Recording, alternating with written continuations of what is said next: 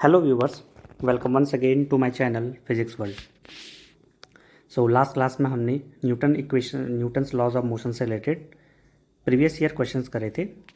इस क्लास में हम इक्वेशंस ऑफ मोशन से रिलेटेड प्रीवियस ईयर क्वेश्चंस करेंगे जो वेरियस टीचिंग एग्जाम्स में पूछे गए हैं. So let's move on. So first question करने से पहले हम थोड़ा सा इक्वेशन ऑफ मोशन से रिलेटेड क्वेश्चंस को समझ लेते हैं. उसमें सबसे पहले हमारे पास है कि तीन इक्वेशंस ऑफ मोशंस हमारे पास होती हैं. जब भी कोई बॉडी एक्सेलरेटेड मोशन करती है, जब भी किसी बॉडी में एक्सेलरेटेड मोशन होता है तो उसके वेलोसिटी में, उसके डिस्प्लेसमेंट में और उसके एक्सेलरेशन में कुछ एक सर्टेन रिलेशन होते हैं जिसकी मदद से हम उसके बारे में उस मोशन जो बॉडी मोशन कर रही होगी उसके बारे में बेहतर समझ सकते हैं, उसके वेरियस पर्सपेक्टिव को जान सकते हैं. तो उसके लिए तीन इक्वेशन ऑफ मोशंस को हम देखते हैं जो कि एक्सेलरेटेड मोशन के लिए होती हैं. उसमें पहली इक्वेशन ऑफ मोशन आपको पता होगा, that equation of motion is v equal to u plus a t, where v is called final velocity of the body. जो भी बॉडी होगी जो कि एक्सेलरेटेड मोशन कर रहा है उसकी फाइनल वेलोसिटी को रिप्रेजेंट करता है, u इनिशियल वेलोसिटी को रिप्रेजेंट करता है, a जो है वो उसके एक्सेलरेशन को रिप्रेजेंट करता है और t is the time taken. Second equation of motion है हमारे पास s equal to u t plus half a t square. ये सेकेंड इक्वेशन ऑफ मोशन है. ये जो सेकेंड इक्वेशन ऑफ मोशन है ये हमको रिलेशनशिप देता है. जैसे फर्स्ट इक्वेशन ऑफ मोशन है वो हमको इनिशियल वेलोसिटी, फाइनल वेलोसिटी और एक्सेलरेशन के बीच और टाइम के बीच में रिलेशन देता है, वहाँ पर डिस्प्लेसमेंट नहीं है. सेकेंड इक्वेशन ऑफ मोशन में डिस्प्लेसमेंट इंक्लूड किया गया है with initial velocity and acceleration and time. तो ये सेकेंड इक्वेशन ऑफ मोशन है. थर्ड इक्वेशन ऑफ मोशन में हमारे पास किस तरह से हम लिखते हैं, उसको लिखते हैं v square equal to u square plus two a s, where s is the displacement. तो वी स्क्वायर, वी हमारा final velocity, u initial velocity, a acceleration और एस जो है उसके डिस्प्लेसमेंट को रिप्रेजेंट करता है जो भी बॉडी क्या कर रही होगी, एक्सेलरेटेड मोशन कर रही होगी. कभी कभी जो इक्वेशन ऑफ मोशंस हैं इन इक्वेशन ऑफ मोशन को हम ग्रेविटी के अंडर लिखते हैं. जैसे कोई बॉडी को अगर हम एक हाइट से ड्रॉप करते हैं या किसी बॉडी को अंडर ग्रेविटी हम उछालते हैं अर्थ के ऊपर वर्टिकली, तो उस टाइम पर जो इक्वेशन ऑफ मोशन होती है उसमें सर्टेन चेंजेस होते हैं. तो वो सर्टेन चेंजेस क्या हैं हम उसको यहाँ पर देखते हैं. जैसे फर्स्ट इक्वेशन ऑफ मोशन होगी अंडर ग्रेविटी, तो आप इसको नोट कर सकते हैं. First equation of motion under gravity होगी v equal to u plus g t. अब यहाँ पर आपको ध्यान देना है जो एक्सेलरेशन है उसको हम रिप्लेस करेंगे g से. जो एक्सेलरेशन है उसको हम रिप्लेस करेंगे g क्या है, एक्सेलरेशन ड्यू टू ग्रेविटी. तो एक्सेलरेशन को हम रिप्लेस कर रहे हैं एक्सेलरेशन से, लेकिन इस बार हम अर्थ के पर्सपेक्टिव में देख रहे हैं तो अर्थ के एक्सेलरेशन से उसको हम क्या कर रहे हैं, चेंज कर रहे हैं. सेकेंड इक्वेशन ऑफ मोशन को हम देखते हैं. यहाँ पर second equation of motion in terms of gravity हम कैसे लिखेंगे, s. अब जो s है उसको हम चेंज करेंगे इन टर्म्स ऑफ h. इस बात को आपको ध्यान देना है, एस को हम चेंज करने वाले हैं इन टर्म्स ऑफ एच, क्योंकि हम वर्टिकली कोई चीज़ को ऊपर या तो फेंकेंगे या एक पर्टिकुलर हाइट से गिराएंगे तो वहाँ पर डिस्प्लेसमेंट किसको रिप्रेजेंट करेगा, एक पर्टिकुलर हाइट को रिप्रेजेंट करेगा. तो यहाँ पर एच इक्वल टू हो जाता है, बाकी सारे टर्म वैसे रहेंगे, यू टी प्लस हाफ और क्या हो जाएगा, जी टी स्क्वायर हो जाएगा. इस बात का ध्यान देना है. अब इसको इस तरह से लिख सकते हैं, s equal to h equal to u t plus half g t square. ये आपका सेकेंड इक्वेशन ऑफ मोशन हो गया. Similarly third equation of motion में हमको क्या चेंज करना पड़ेगा, हमको ए को जी कन्वर्ट करना पड़ेगा और एस को एच में कन्वर्ट करना पड़ेगा. तो थर्ड इक्वेशन ऑफ मोशन हमारी कैसे हो जाएगी, that is v square equal to u square plus two g h, जहाँ पर ए हमारा कन्वर्ट हो गया जी में, एस हमारा कन्वर्ट हो गया एच में. तो ये हमने तीन इक्वेशन ऑफ मोशन हमने देखे नॉर्मल जब हमारे एक्सेलरेटेड कंडीशन होती है, और तीन इक्वेशन ऑफ मोशन हमने देखे जब कोई body under the gravity, under the effect of gravitation, तो जब वो बॉडी को हम ड्रॉप करते हैं या वर्टिकली अपवर्ड थ्रो करते हैं तो वो क्या होगा, वो किस तरह से इक्वेशन ऑफ मोशन उसके होंगे वो हमने यहाँ पर देख लिए. एक बात यहाँ पर इंपॉर्टेंट ध्यान देने वाली बात यह है कि जब हम किसी बॉडी को वर्टिकली अपवर्ड फेंकते हैं तो उस पर ग्रेविटेशन का जो फोर्स होता है और ग्रेविटेशनल एक्सेलरेशन होता है वो डाउनवर्ड होता है.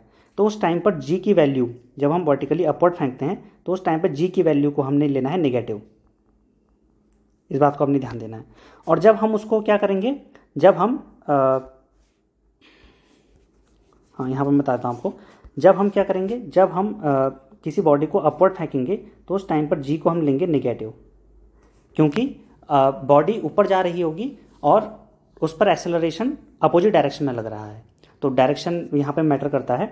और जब बॉडी हमने एक हाइट से ड्रॉप करी और नीचे की तरफ अर्थ की तरफ आ रही है, उस पर एक्सेलरेशन भी डाउनवर्ड ही लग रहा है, तो उस टाइम पर जब बॉडी नीचे की तरफ आएगी तो उस टाइम पर जी की वैल्यू क्या हो जाएगी, पॉजिटिव हो जाएगी। बस इतना सा आपको ध्यान देना है कि जी की वैल्यू नेगेटिव कब होगी, जब हम वर्टिकली अपवर्ड फेंक रहे होंगे उस टाइम पर जी की वैल्यू नेगेटिव हो जाएगी, और पॉजिटिव कब होगी, जब वो ग्राउंड की तरफ ही मूव कर रहा होगा with certain acceleration, with acceleration due to gravity, उस टाइम पर हम पॉजिटिव लेंगे उसको। So let's start with our questions.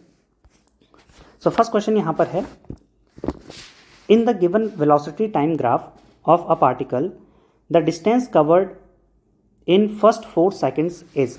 अब यहाँ पर आपको एक फिगर दे रखा है वेलोसिटी टाइम ग्राफ का, तो आपसे पूछा गया है कि फर्स्ट 4 सेकेंड, तो एक हम इस साइड हमारी टाइम एक्सिस है और इस साइड हमारी वेलोसिटी एक्सिस है तो जिस साइड टाइम एक्सिस है उस टाइम एक्सिस में उसने पूछा है कि 4 सेकेंड्स बाद, यहाँ से लेके यहाँ तक 4 सेकेंड्स बाद आपका कितना डिस्टेंस उसने कवर किया होगा।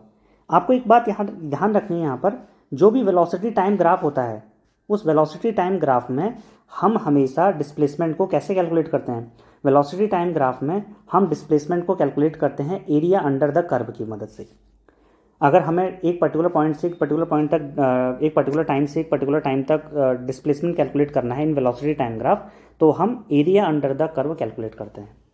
तो अगर हमने area under the curve calculate कर लिया, वही हमारा डिस्प्लेसमेंट होता है, यह डिस्टेंस होता है। तो अगर हमने यहाँ पे डिस्टेंस कवर निकालना है तो हमें ये फर्स्ट वाले ट्रायंगल जो बन रहा है, इस ट्रायंगल का हमें एरिया कैलकुलेट करना पड़ेगा। तो हम यहाँ पर देखते हैं कि एरिया क्या होता है ट्रायंगल का।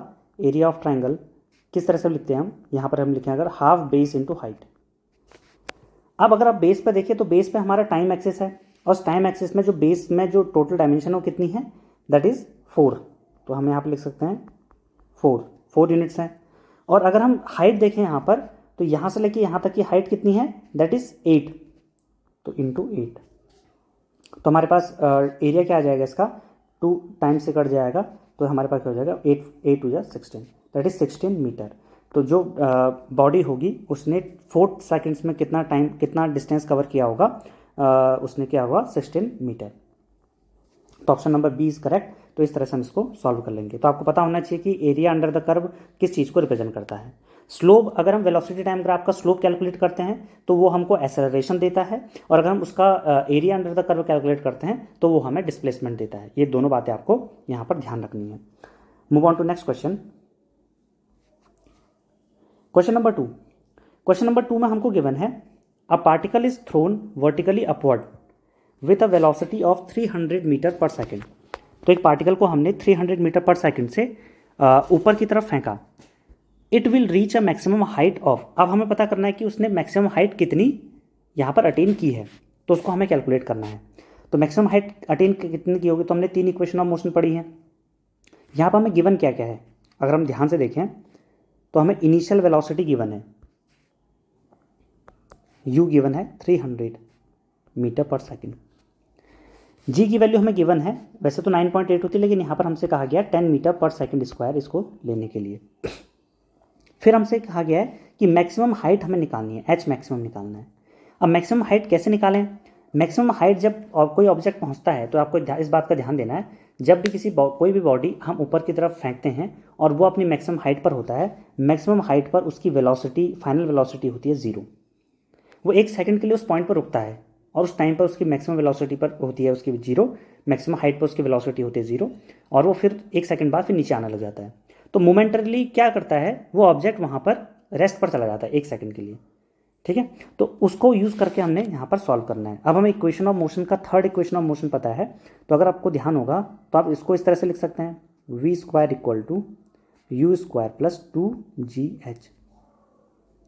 अब अगर आपको यहाँ पर ध्यान देना है कि जब हम बॉडी को अपवर्ड फेंक रहे हैं तो एक्सेलरेशन डाउनवर्ड लग रहा है, तो जी को हमने क्या लेना है, नेगेटिव लेना है यहाँ पर, ठीक है। तो इक्वेशन ऑफ मोशन क्या हो जाएगी, u² - 2gh। इस बात का ध्यान देना है, ठीक है। तो अगर हम इसको करें सॉल्व तो हमारे पास हमको दिया क्या क्या है, तो हम लिख लेते हैं इक्वेशन को। तो v² = हो जाएगा u² - 2gh। वी स्क्वायर की वैल्यू 0 क्योंकि वी 0 हो जाएगा मैक्सिमम हाइट पर। एच मैक्सिमम की बात कर रहे हैं हम। यू स्क्वायर क्या हो जाएगा 300 square minus 2 into 10 into maximum height हमें कैलकुलेट करनी है एच मैक्स। अब अगर हम इसको सॉल्व करें तो क्या हो जाएगा, इसको हम लेफ्ट हैंड साइड ले आए तो 900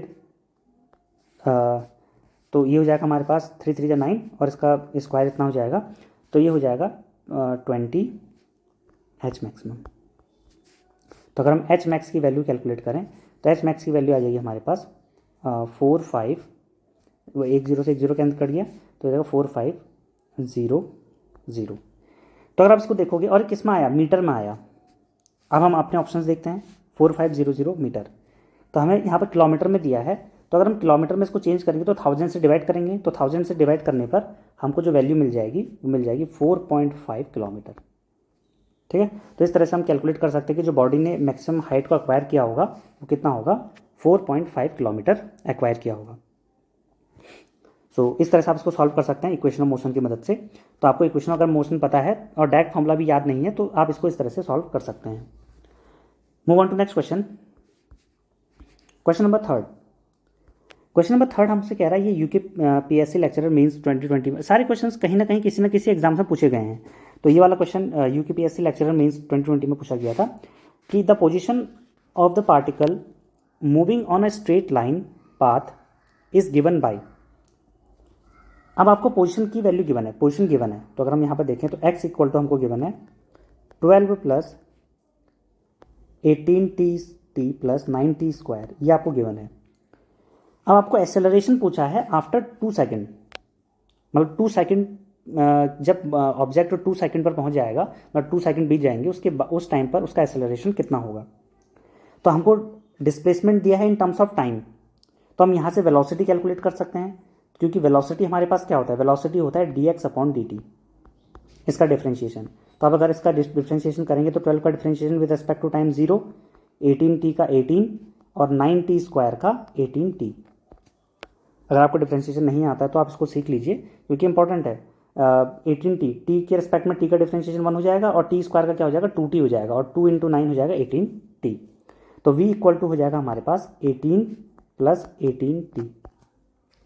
अब अगर हमें एक्सेलरेशन कैलकुलेट करना है, अगर हम ध्यान दें यहाँ पर, अगर हमें इससे ही एक्सेलरेशन कैलकुलेट करना है तो एक्सेलरेशन हमारे पास हो जाएगा acceleration a equal to dv/dt।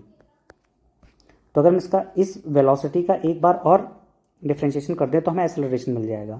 तो 18 अपने आप में कांस्टेंट है, उसका डिफ्रेंशिएशन 0 और 18t का बच जाएगा 18।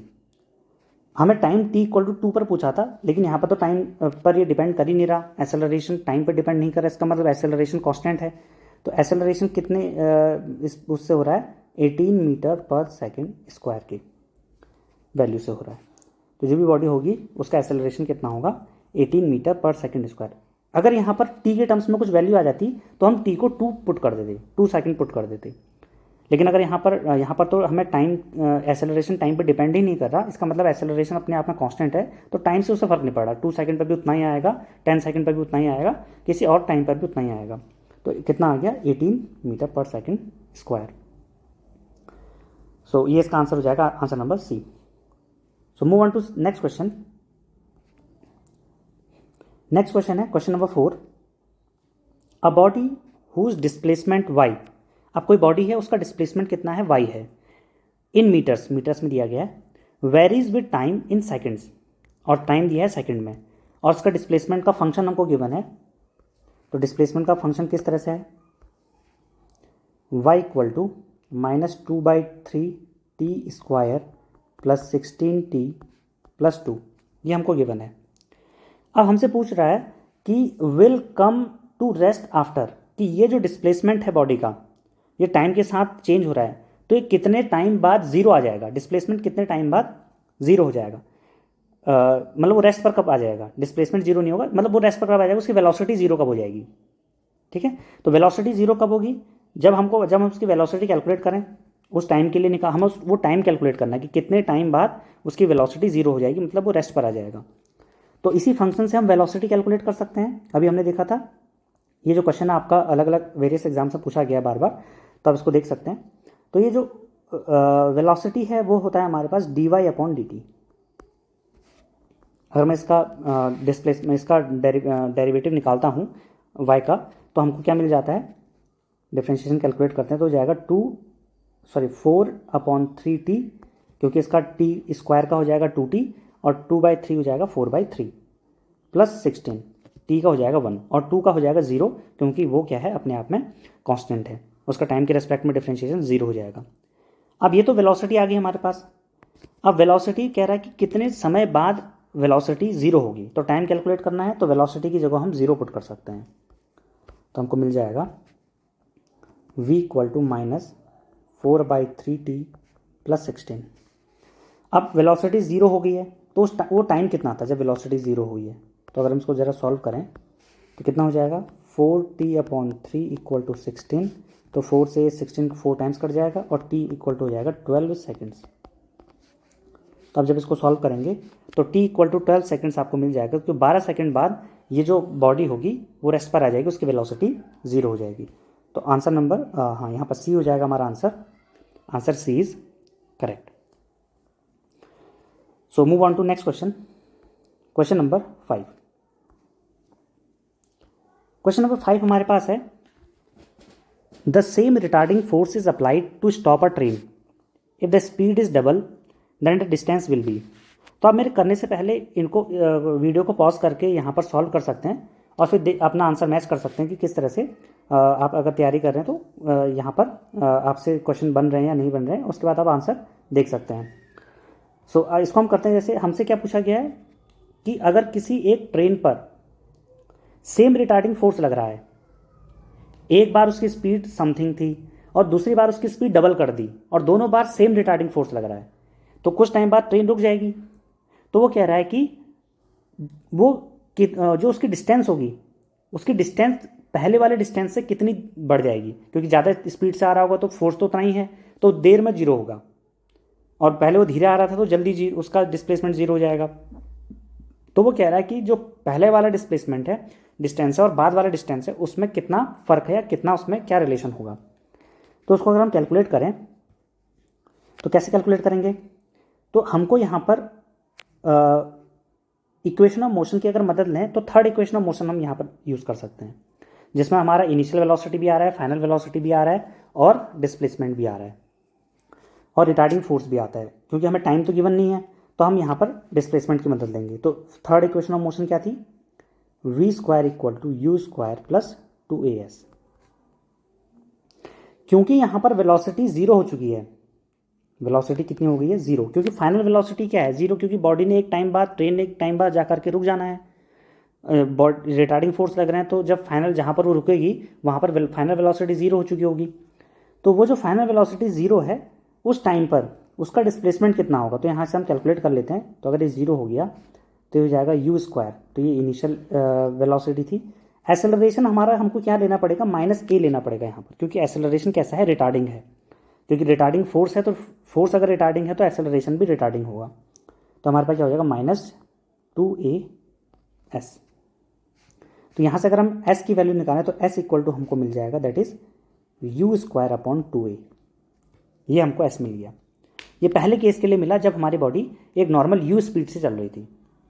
अब हमने कहा बॉडी की नई डिस्प्लेसमेंट को हमने मान लिया s'। नई डिस्प्लेसमेंट s' होगी, कब होगी, जब उसकी स्पीड कितनी होगी, डबल, तो 2u हो गई है, नई पुरानी स्पीड का 2u हो गई है, नई स्पीड का 2 टाइम्स हो गई है, पुरानी स्पीड का 2 टाइम्स हो गया, नई स्पीड अपॉन 2a। एसेलरेशन जो रिटार्डिंग एसेलरेशन था उसको हमने चेंज नहीं किया। तो अगर आप इसको देखोगे तो फाइनल वैल्यू कितनी आई है, फाइनल वैल्यू यहाँ पर s' = हमारे पास आई है 4u²/2a। और अगर आप ध्यान से देखोगे u²/2a क्या है, u²/2a तो s है, तो s' बराबर हो जाएगा 4 टाइम्स s, s' बराबर हो जाएगा 4 टाइम्स s।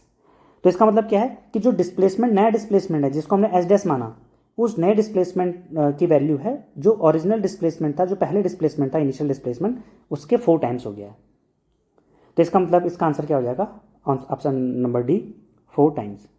तो एक बॉडी है जिस पर अगर उसका स्पीड डबल कर दिया जाएगा और उसका रिटार्डिंग फोर्स उतना ही है, तो उसकी डिस्टेंस कितनी बढ़ जाएगी, 4 टाइम्स बढ़ जाएगी। वो 4 टाइम्स बाद जा करके वो रुकेगा। ये हमने यहाँ पर देखा। तो होप सो आपको समझ में आ चुका होगा, आप इसको सॉल्व कर सकते हैं। Move on to question number 6। Question number 6 है, if velocity time graph is parallel to the time axis then.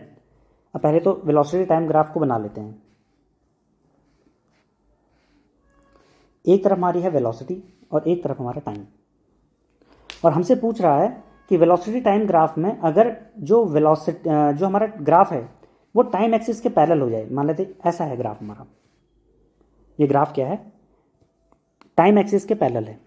तो टाइम एक्सिस के पैरेलल है, तो पहला ऑप्शन अगर हम देखें तो क्या कह रहा है, body is moving with uniform velocity. बिल्कुल सही है, क्योंकि हर एक टाइम पर अगर तुम डिफरेंट टाइम को देखोगे, 1 second, 2 second, 10 second, 20 second, 30 second, तो हर एक सेकेंड पर वेलोसिटी चेंज नहीं हो रही है, पार्टिकल एक सेम वेलोसिटी के साथ आगे बढ़ रहा है। तो अगर पार्टिकल एक सेम वेलोसिटी के साथ आगे बढ़ रहा है तो उसकी जो वेलोसिटी होगी उसको हम बोलेंगे यूनिफॉर्म वेलोसिटी। पहला वाला ऑप्शन करेक्ट है। अब हम सेकंड ऑप्शन भी देखते हैं। सेकंड ऑप्शन है, इट्स एक्सेलरेशन इज 0। अभी मैंने तुम्हें पिछले क्वेश्चन में बताया था कि अगर हम वेलोसिटी टाइम ग्राफ में एक्सेलरेशन कैलकुलेट करते हैं तो एक्सेलरेशन क्या होता है, स्लोप को रिप्रेजेंट करता है। यहाँ पर वेलोसिटी टाइम ग्राफ में जो ग्राफ का स्लोप होगा वही एक्सेलरेशन होगा। अब यहाँ पर स्लोप, अगर हम एक पैरेलल लाइंस की स्लोप देखें या स्ट्रेट लाइन की स्लोप देखें तो यहाँ पर स्लोप तो 0 है। तो अगर स्लोप 0 है तो एक्सेलरेशन भी कितना हो जाएगा, 0 हो जाएगा। तो इसका ऑप्शन नंबर बी भी सही है। इसी तरीके से मैंने आपको बताया था कि जब भी वेलोसिटी टाइम ग्राफ होता है और मुझे वहाँ पर डिस्प्लेसमेंट कैलकुलेट करना है तो हम क्या करते हैं, area under the curve calculate करते हैं यहाँ पर। तो अगर हम area under the curve calculate कर लें तो हम डिस्प्लेसमेंट कैलकुलेट कर लेते हैं। तो यहाँ पर डिस्प्लेसमेंट क्या दिया थर्ड ऑप्शन में, it's displacement can be found by the finding the area of the graph. तो एरिया अंडर द ग्राफ अगर हम फाइंड कर लें तो हमको क्या मिल जाएगा, हमको डिस्प्लेसमेंट मिल जाएगा। तो इसका ऑप्शन नंबर थर्ड भी सही है। तो चारों ही ऑप्शन यहाँ पर करेक्ट है। होप्स आपको समझ में आ रहा होगा। आपको वेलोसिटी टाइम ग्राफ के बारे में जानकारी होनी चाहिए।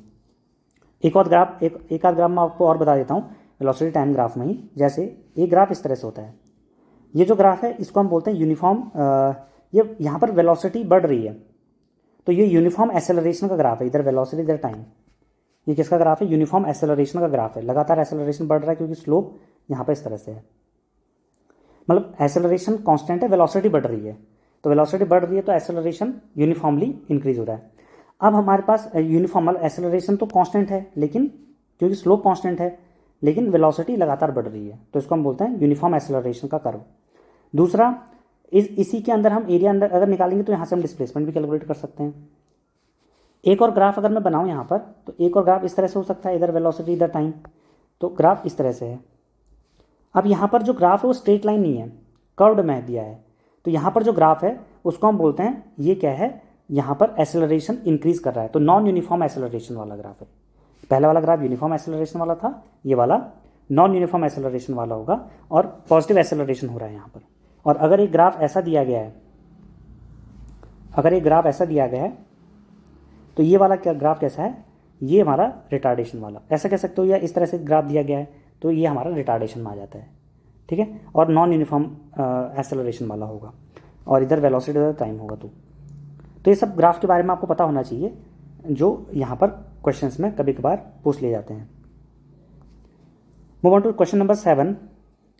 अ man slides down a snow covered hill along a curved path and falls 20 meter below from its initial position.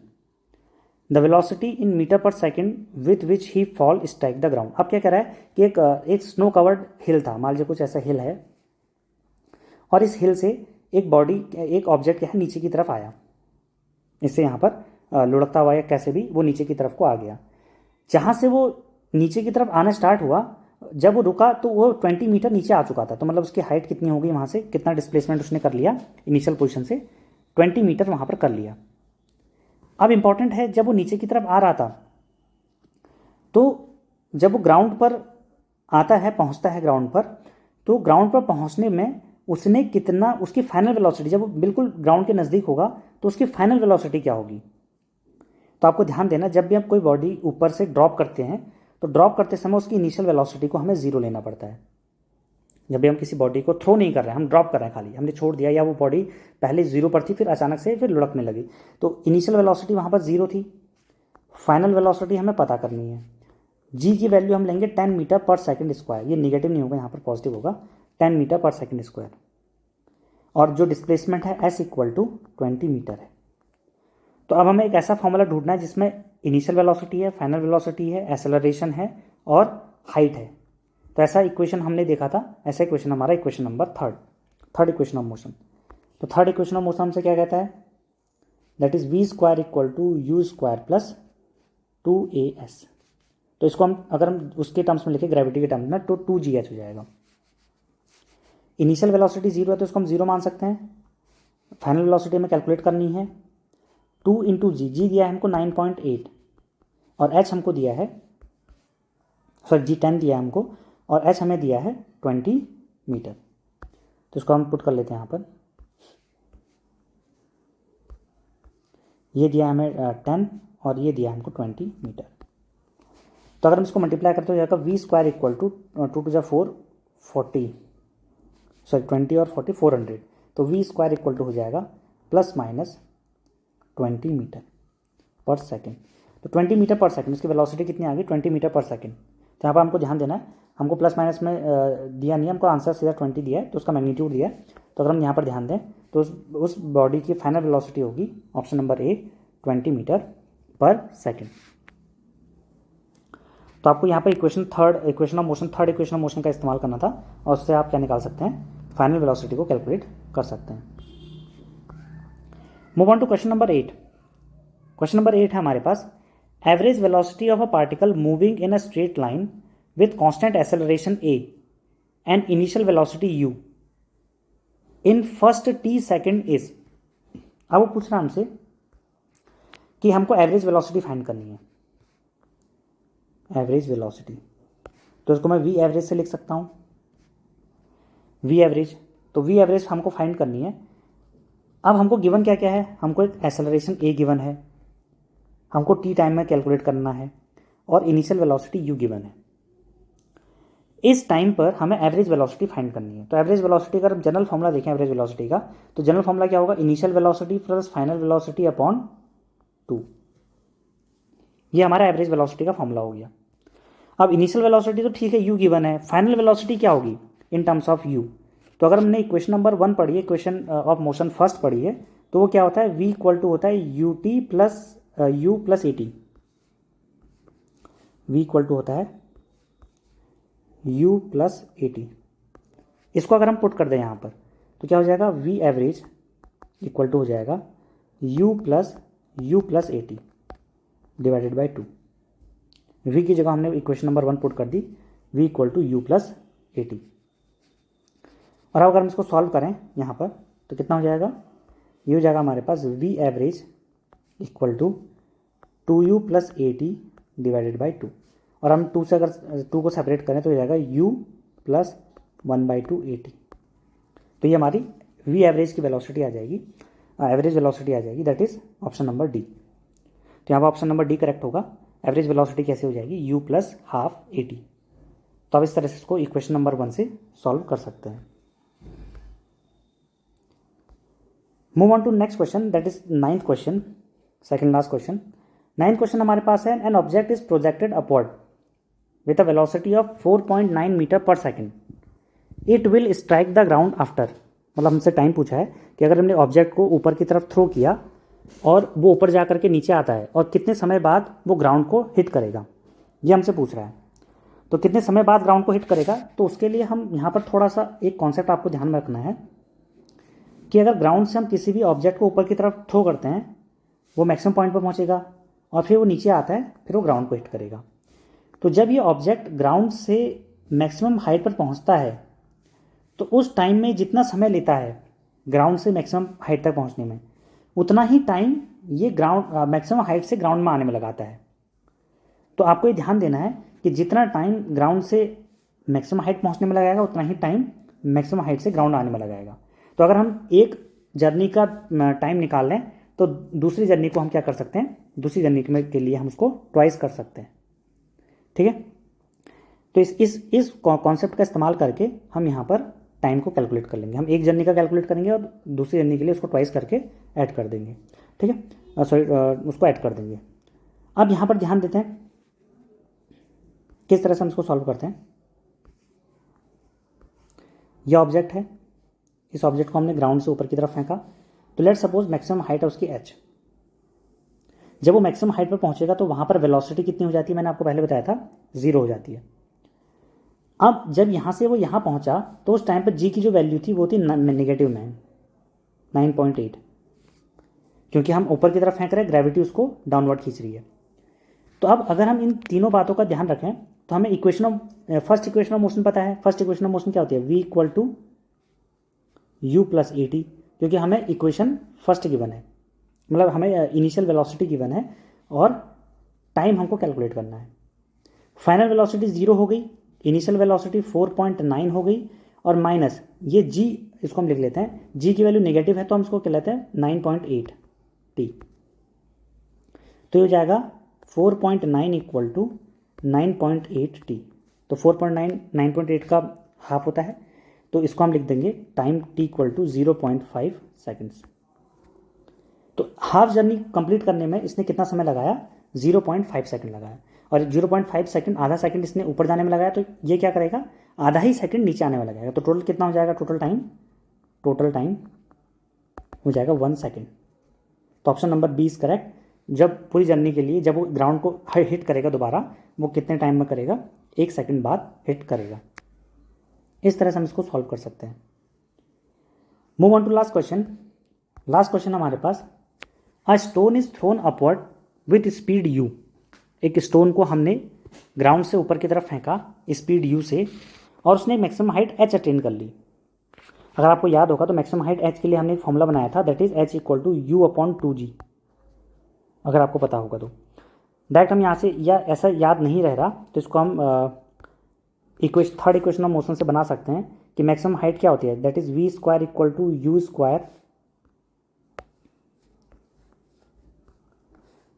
Square plus 2gh। ये हमारी इक्वेशन है। अब यहाँ पर g क्या है, नेगेटिव होगा, माइनस g लेंगे तो v पर ये 0 हो जाता है, फाइनल वेलोसिटी मैक्सिमम हाइट पर 0 हो जाएगी, u स्क्वायर माइनस 2gh।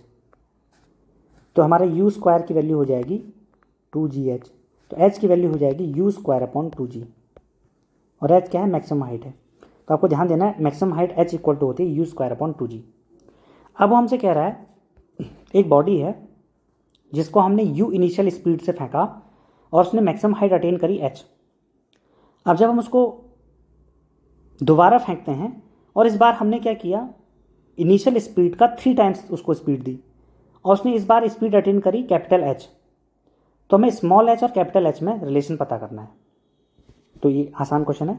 अगर स्मॉल h इतना है तो कैपिटल H कितना होगा, कैपिटल H बराबर हो जाएगा u dash square upon 2g। g तो सेम ही रहेगा। कैपिटल H हमारा हो जाएगा u डैश मतलब 3u इन 3 टाइम्स इनिशियल वेलोसिटी का स्क्वायर अपॉन 2g। तो अगर हम यहाँ पर देखें, ध्यान दें इसको, तो इसको हम लिख सकते हैं